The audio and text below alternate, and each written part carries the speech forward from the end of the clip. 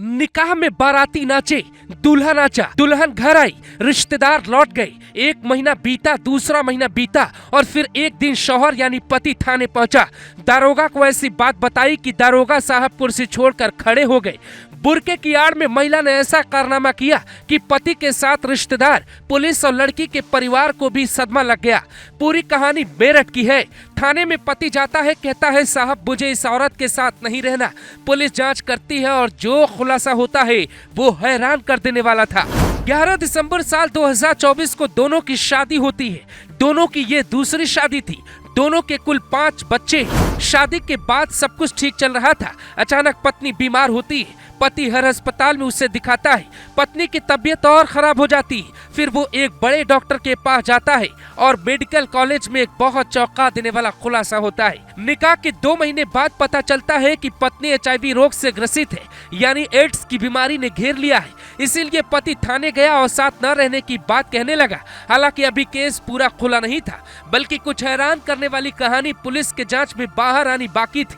Police को पता चला कि दोनों की ये दूसरी शादी है। पहली शादी से पति को 3 संतान थी, जबकि बुरके वाली महिला की पहली शादी से भी 2 संतान थी। फिर ये दूसरी शादी होती है। मेडिकल कॉलेज में टेस्ट के बाद रिपोर्ट आई तो पूरा मोहल्ला हैरान रह गया। पुलिस अब महिला के पहले पति को खोज रही है। पता करना चाहती है कि क्या उसे भी HIV है, अगर हाँ तो फिर किस किस को HIV है। इस मामले में कोई खास केस नहीं बनेगा। हालांकि शादी के बाद 6वीं संतान होती, उसके पहले खुलासा होते ही कई लोगों की जान बच गई। पुलिस ये भी पता करने की कोशिश कर रही है कि क्या महिला का हलाला भी हुआ है।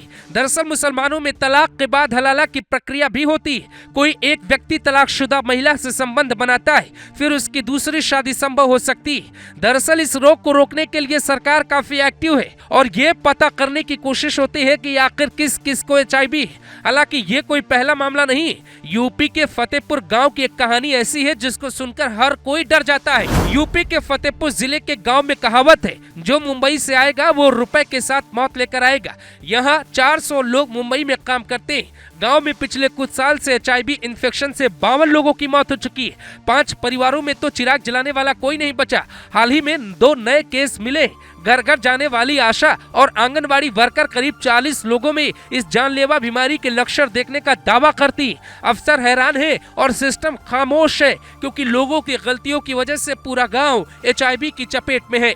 शादी में मेरठ का युवक डांस भी करता है, लेकिन उसके बाद सच्चाई ने उसका जीना हराम कर दिया। मामला पुलिस के पास से तलाक की बात चल रही। कुछ लोग सवाल उठा रहे हैं कि क्या तलाक के बाद फिर शादी होनी चाहिए, तो फिर ये बीमारी कितनों तक पहुंच सकती है, क्योंकि एक एड्स से ग्रसित व्यक्ति अगर खुद को नहीं रोक पाया तो वो कईयों को अपनी तरफ बीमार कर देता है। Bureau report, global Bharat TV.